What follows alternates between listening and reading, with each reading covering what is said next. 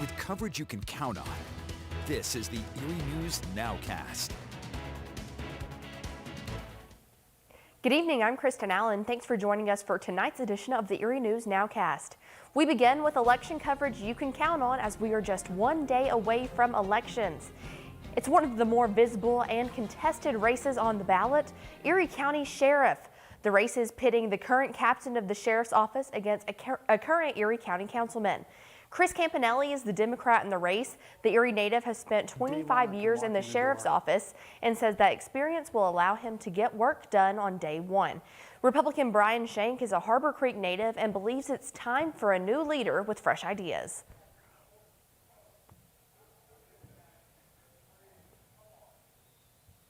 Day one, I can walk in the door and I don't need on-the-job training.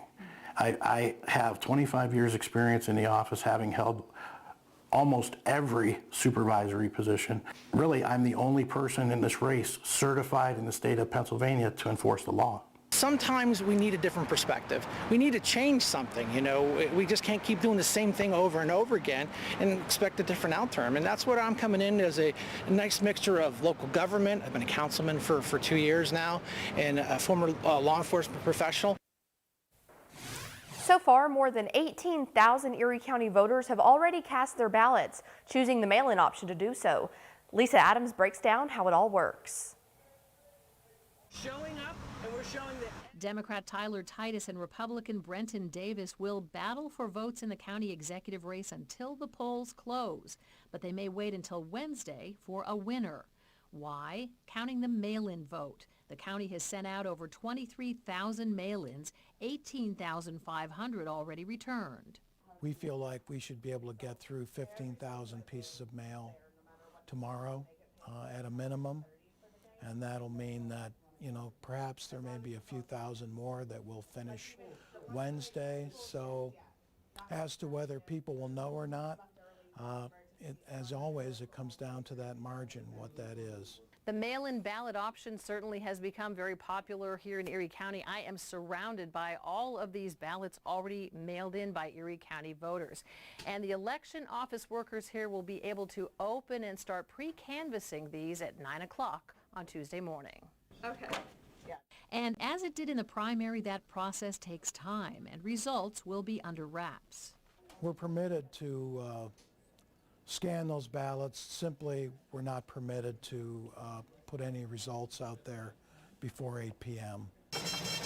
Unlike the general election last November, there will be no extension for late ballots. They must arrive in the voter office by 8 p.m. on Tuesday, whether by mail, drop box, or cast at the polls. Postmarks don't come into play here, so if you put your ballot in the mail and it arrives late, unfortunately, it's not going to count.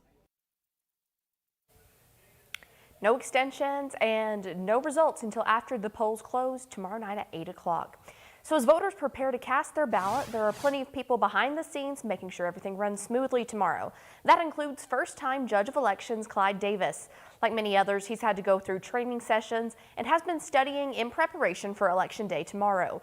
He says he knows it'll be a long day, arriving at 6 in the morning until after the polls close at 8 o'clock tomorrow night. While there will still be a lot of responsibilities, Davis says he's looking forward to the challenge. I've seen various people volunteering at the polls, and I really had no idea. I didn't know what the Judge of Election was. I don't even know if I knew that there was that title.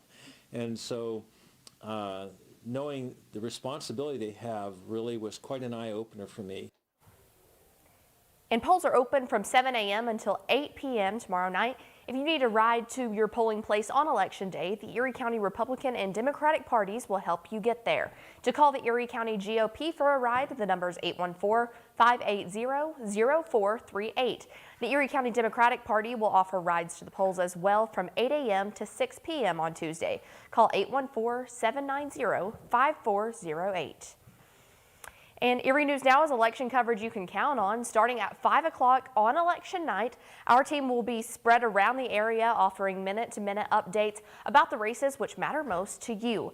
Then please tune in to Erie News Now at 11 for your latest Election Day results. It's election coverage both on air and online you can count on. And a Pennsylvania state troopers laid to rest today in Cranesville after dying from COVID-19. Local police officers gathered at Erie International Airport this morning, waiting for the arrival of the remains of Trooper Dung Marty Martinez. They then escorted the casket from the airport to Hope Cemetery in Cranesville for a private burial service. Trooper Martinez served as a state police officer for more than 2 decades. He contracted COVID-19 last month and died in a Philadelphia hospital. Now, although he's from Vietnam and served in the Philly area, his wife has ties to our region, so he was buried here. Local troopers say it's always hard to lose a fellow trooper, and Martinez's death shows just how dangerous this job can be, especially in the middle of a pandemic. It's just a reminder to everybody, including law enforcement, that, you know, the amount of contact that we have with the general public and people, we just have to make sure we're keeping ourselves safe and healthy, and so we can keep keeping the community healthy and safe. And although today's service was private, as the motorcade headed to the cemetery, people along the route came to the side of the road and stopped for a moment to pay their respects. And just as the cold weather arrives, National Fuel adjusts gas supply charges in the Commonwealth. The company is seeing higher market prices for natural gas, so it's making quarterly price adjustments. According to National Fuel, the new average bill will go up more than $6 a month. So we caught up with Nathan Brewer from Bauer Specialty for some advice to lower those monthly bills. Go around and check that all your windows are closed. Going around and looking for where there may be a leak. For example, in a basement around that rim joist area, if you go into your attic and look for unequal levels of insulation, I guess, where it's really thin in spots and it's really thick in other spots. And National Fuel does offer customer assistance like the Low-Income Home Energy Assistance Program. And we thank you for joining us for this edition of the Erie News Nowcast.